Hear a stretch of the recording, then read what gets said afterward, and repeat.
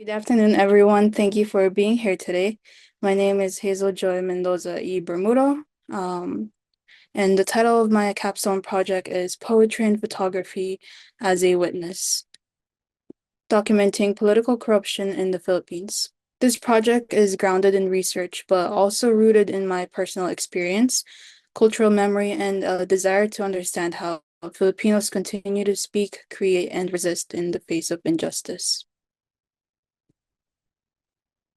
Before I begin, I want to situate myself within this work. I'm a transfer student from Honolulu Community College, where I earned my Associate of Science degree in Music Business and Production. I graduated from Waipawa High School in 2022, and I'm now majoring in creative media, focusing on communications and new media technology. I was born in the Philippines, but when I was just 1 year old, my family moved to Saudi Arabia, where I spent most of my early childhood. When I was 7 or 8, we moved back to the Philippines, and later, when I was 15, we migrated here to Hawaii. So my sense of identity has always been shaped by movement, moving between cultures, languages, and histories. I've been formed by at least three different societies, each with its own traditions, values, and complexities. But no matter where I lived, the Philippines remained my point of return, not just physically, but emotionally, in memory, in language, and in the stories my family carried with them. This project is rooted in that return. It is my attempt to reconnect with the stories I grew up with, the silences I witnessed, and the realities that shaped the people I love. It is a way of remembering and of honoring what is too often forgotten or dismissed. Here's a brief roadmap of today's presentation. I will discuss my plans for the senior capstone, present my thesis statement, explain the research I'm building on, and address why this project matters, not only academically, but culturally, socially, and historically. My plan is to create a photopoetry book that combines original poetry with portraiture and street photography. These poems will be based on interviews, personal reflections, and lived experiences of Filipinos affected by political corruption. The purpose is not simply to document suffering, but to amplify voices, especially those who have learned to normalize silence because speaking up feels dangerous, unproductive, or impossible. My thesis argues that political corruption is both systemic and deeply personal, shaping relationships, emotions, and everyday life, and that by bridging photography and poetry, photopoetry transforms individual stories into collective testimony, preserving memory and giving voice to those who have been marginalized. The main goal of my research is to understand how photopoetry can bear witness to political corruption in the Philippines. I want to explore how art can preserve lived experience, not as statistics, but as human narratives, and how creative expression can help people articulate trauma, resilience, and hope.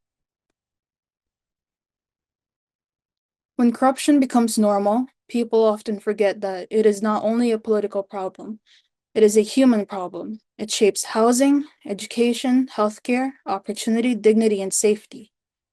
So the question becomes, who documents these experiences when institutions fail? For generations, Filipinos have turned to art. The first significance of this project is that it recognizes creative expression as a powerful tool for transforming personal encounters with corruption into shared narratives. Art, especially photopoetry, can amplify voices that are often overlooked or undervalued in formal discussions. In terms of future implications, this project suggests possibilities for community-driven creative initiatives, civic education, youth engagement, and interdisciplinary research that connects storytelling, activism, and culture. It imagines a future where young Filipinos don't just learn about corruption, but learn how to speak about it, document it, and challenge it. The second significance is that this project reframes corruption not only as a structural issue, but as a lived daily experience. By prioritizing marginalized perspectives, it challenges dominant narratives and reveals how corruption shapes lives in intimate ways. Looking forward, this work opens space for exploring art, activism, and post-colonial identity, particularly how hybrid media can confront dominant histories, safeguard disputed memory, and advocate for truth-telling under systems that prefer silence. The data shown here is from Transparency International's Corruption Perceptions Index. Over the past years, the Philippines has remained in the lower half of global rankings, ranking at 114 out of 180 countries, with scores ranging from 23 as the lowest in 2008 and only 38 being the highest in 2014. Lower scores indicate weaker governance and higher perceived corruption. Numbers don't capture pain, but they reveal a pattern. Corruption is persistent, systemic, and deeply embedded. But alongside corruption, there has also been persistent resistance.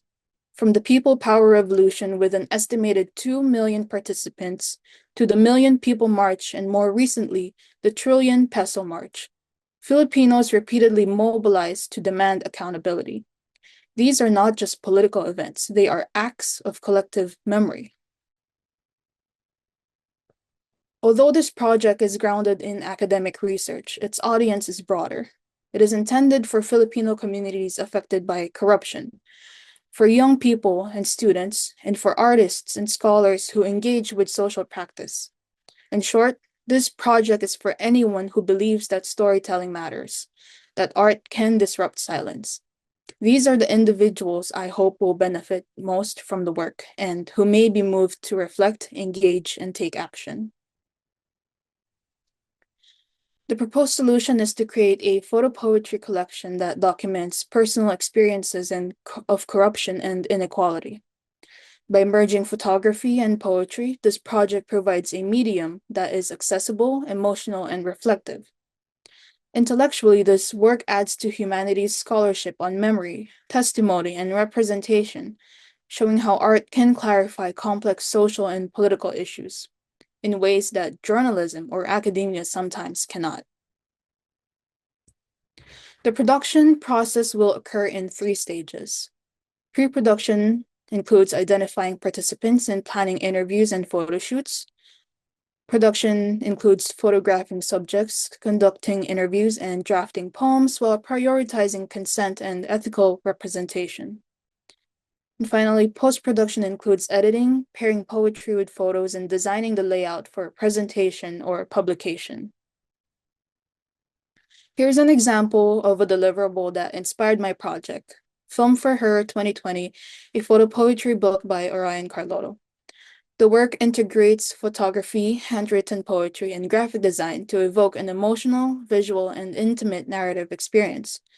Although it does not explicitly address political corruption, it serves as a compelling model for hybrid media, showing how visual and literary forms can document lived experience in a way that feels personal, reflective, and immersive. The final deliverable will be a physical book or a digital book, a curated collection of poems and photographs. The sample poem shown here is titled On Duty. This is a mock-up I created using one of my photographs and a poem. The image was taken while I was working as the only camera operator for a magic show at the Hawaii Theater. It captures the quiet labor of someone unseen, exhausted, but committed to their work. This excerpt reflects the tone I'm working towards. Not shock value, but sincerity. Not spectacle, but humanity. I was the shortest person in the crew, so naturally I was assigned the tallest camera. They gave me an Apple box to stand on, but unfortunately, I was also wearing my stompers, these heavy Doc Martens, so my feet were screaming by the end of the night.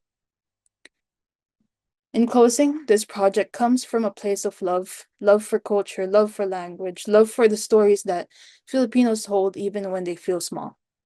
Corruption in the Philippines is not only systemic, it is personal. And because it is personal, our stories matter. Art has always been part of the Philippine resistance, and I hope that this project does not just preserve stories, but honors them, and reminds us that remembering is already a form of resistance. Thank you.